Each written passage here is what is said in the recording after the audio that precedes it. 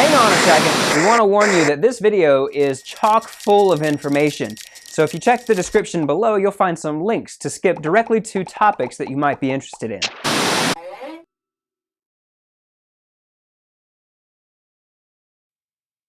EPIC is a high-intensity, long-term program. The exact length of involvement is totally dependent on the individual and how quickly and effectively they meet their recovery goals.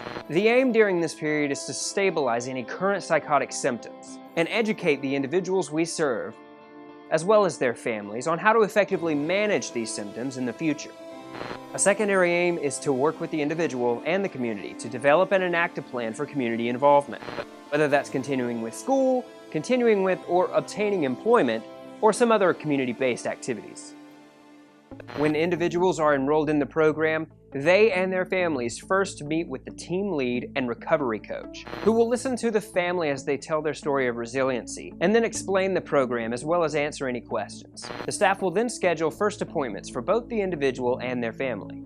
The individual then begins to work with the prescriber to evaluate the role of medication, with the transition and recovery coaches to promote individual resiliency by enhancing illness management skills and building additional strengths. They will work with a family recovery coach to learn how to work together as a family to support the individual's recovery. They will work with a supported employment specialist to pursue employment and to reach educational goals. On average, individuals and families work closely with one or more members of the team for the initial month, and then less frequently as they move on. For example, they might meet weekly for the first month, and then only monthly until graduation. The first 2 months of participation is considered the orientation phase, when individuals and families are getting to know the team, and the team is collaborating closely with the family to figure out the best course of action for treatment. Following this, the individual and family move into what we call the recovery phase for the remainder of their time with EPIC. This phase consists of putting into action all of the goals set forth during the orientation phase. After 2 years, the team, the individual, and his or her family will work closely together to decide on the best next steps to continue their recovery. Some individuals stay with the EPIC team at the same or less frequent level of care. Some transfer treatment to a non-EPIC team, while others may not continue treatment. Typical appointments would include individual counseling to learn new skills and address challenges associated with adapting to a recovery-focused lifestyle. Group skills training to develop and increase the effectiveness of coping skills learned while in an EPIC group of peers. Family counseling to address challenges in the family as well as enhance the family's ability to offer support. Family support, which brings together multiple families to offer support and learn from one another as they all face challenges to adapting to a life of recovery. These sessions may take place with the EPIC team or involve a referral to a community-based support group, such as the National Alliance on Mental Illness, Family to Family, or other support groups.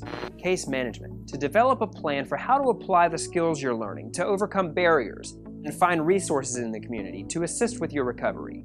Doctor or nurse appointments, to review your medication and develop strategies for overcoming other medical problems you may be experiencing. Furthermore, occasionally, but at least once every 6 months, EPIC will ask you to schedule a treatment team meeting so that everyone supporting your recovery can get together and discuss the successes you've been experiencing.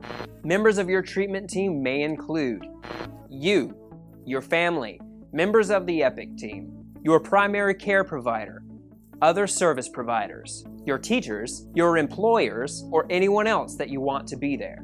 During this meeting, you will work with your team to develop an updated recovery plan, sometimes called a treatment plan. This document identifies the goals that are important to you in your recovery and your overall well-being, as well as identifies the things that you and your team need to do to help you achieve these goals. To prepare for these meetings, it's often important for you to think about your priorities and goals ahead of time, as well as the types of support that would be most helpful to you. In addition, you may find it helpful to consider what your own responsibilities are in working towards these goals. During this meeting, we encourage you to speak up and share all of these ideas and needs with your team. After all, this is your meeting. After this meeting, your clinician will work to include the things you talk about in a written document, which will serve as both a summary of the meeting and an outline for steps to be taken in the future by you and your team.